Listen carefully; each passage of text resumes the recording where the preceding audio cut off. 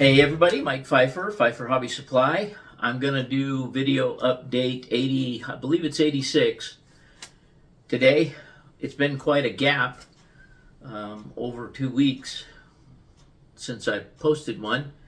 A little bit busy with Thanksgiving and some other stuff. But anyway, I always say that. Everybody on the planet is busy, and always remember, everybody works on a fixed income of some kind. But anyway, today is Black Friday. We have a sale going on for a few more hours till about 10 o'clock. When I go to bed, I'll take it off. We've had a lot of sales today, a lot of packing. I've been running around like an idiot today, Robin and I. But anyway, as I say, this will be 85, and I hope you enjoy what I've got going on here. I've been out here for a couple of hours this afternoon. That's the most time I've spent out here in at least a couple of weeks. So why don't we just get on with this and check out what I have been doing. Okay, everybody. I took the screws out of the fascia over here at a joint. Took them out of there. And took them out of there. And took them out of there.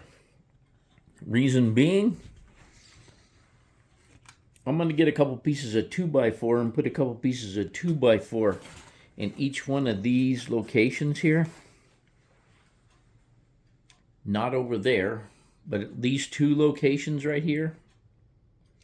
To step that out about the distance you see this one right here, so that I can put some buildings on the aisle side of the city here. It just looked goofy to me to have a hill on one side and the city just kind of goes around a little puny hill. So I'm going to fill that in some way once I get the 2x4s in there. Probably 2-inch foam. I'll make a little pattern, cut some little pieces of 2-inch foam and glue them in there. But right now, that's my game plan, and I'll keep you posted here as to my progress. Okay, I have the wood blocks. These just happen to be cedar, and I think they came off of part of the old shade cover over the other shed. But anyway, Robin threw them in the trash yesterday, so I pulled them out. So they're a little bit thicker than a regular 2x4. But I'm going to screw the fascia down to it, and we'll see what it looks like. Okay, everybody, there we go. That was pretty painless. Just pulled it out, put those two 2x4s in, gave us a space about, I would say 6 inches deep. That should be enough to put maybe some buildings right along the edge, facing backwards, facing towards the street. And I just think it'll break up the monotony of nothing being there. So now all I got to do is build some more buildings. Okay, I decided I'm just going to put a piece of thin foam in there. Just has to support some buildings and stuff. But anyway, I'm going to show you how I'm making a pattern here. I laid this up on top of here, like so, and made sure that it was the same distance on each side so that it would, well, it goes down this way. But as you can see, so it would be overlapping the wood so I can make the pattern correctly.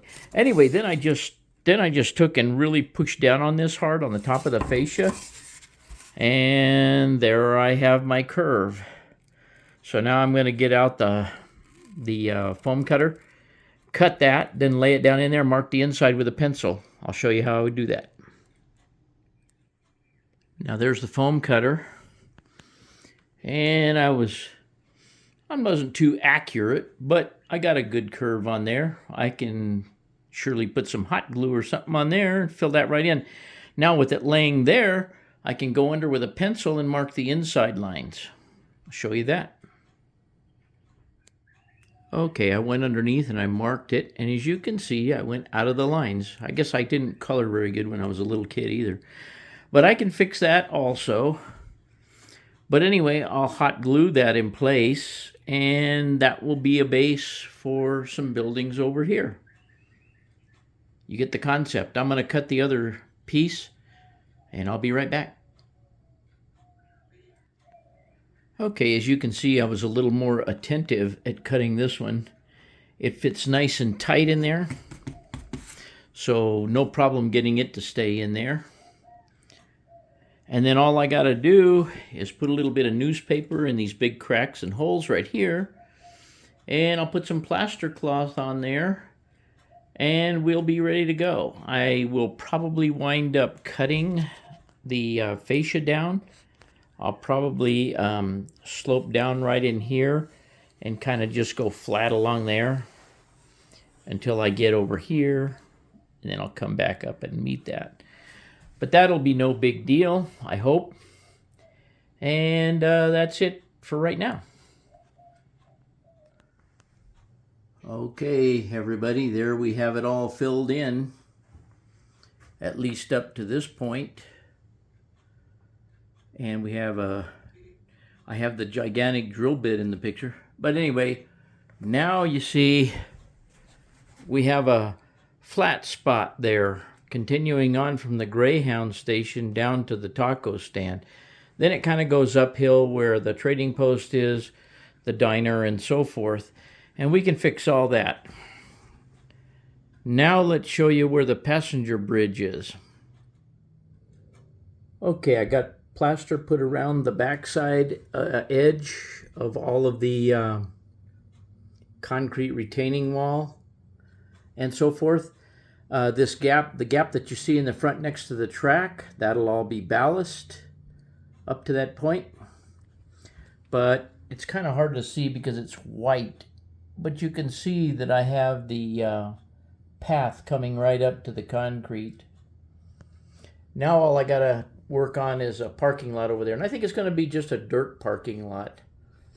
I don't feel like leveling it all out, so it's going to be a dirt parking lot over there for people that want to cross the bridge. The bridge, with the exception of a center support, is basically done except for weathering. I ran out of plaster before I finished this little spot here.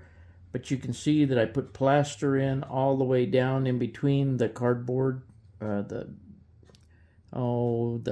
poster board, all the way down, so that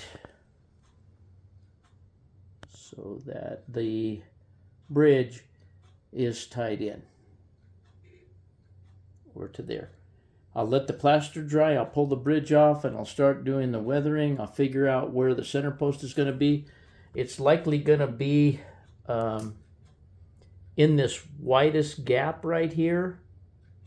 You see where the sulfur cars are and the locomotive are? It'll be in between in that gap. That's the largest gap. I'll put some kind of support in the center there. Not exactly sure what that's going to be, but there you have the modifications. Okay, one last thing before I go. I thought it would be real handy to have this out here and have it vented to the outside and have it up all the time and all that. But here's the problem. I have no running water out here, so when I go to clean the airbrush, I have to take the airbrush, the compressor, the hose, and everything into the garage, clean the airbrush, bring it back out here. It gets to be a pain in the neck. I think what I'm going to do is I'm going to take the spray booth and bring it into the garage and put it on the workbench and leave it there. And if I need more workbench space, too bad. But I think I'm going to do that. I am going to leave the table there, and I'll tell you why. And the reason being is, at some point, I am going to finish this Texaco station. I'm going to put it on a base with the pumps and everything out front. And that whole shebang on probably a piece of wood will sit on that table back there, and then I will put some lights above it up underneath the fascia. In fact, if we turn like this, you can see down there, I got some room up underneath there. I think that would be kind of cool. I'm going to need the space because I want to finish this. I've spent way too much time. The kit only came with two sides. I have built the whole back side, the whole roof, the bathrooms, the wall. There's a lift that goes in it. I mean, there's all kinds of stuff. And I bought all kinds of 1/24th scale, 1/25th scale tools and everything that I have to be built to put on this. And I just can't bear to not finish it. So some point during the winter, I'm going to get back on this and it's going to go there. Okay, everybody, that's it for video 86 and update 86. And I hope you enjoyed it and you're liking where it's going. And as usual, thanks for watching.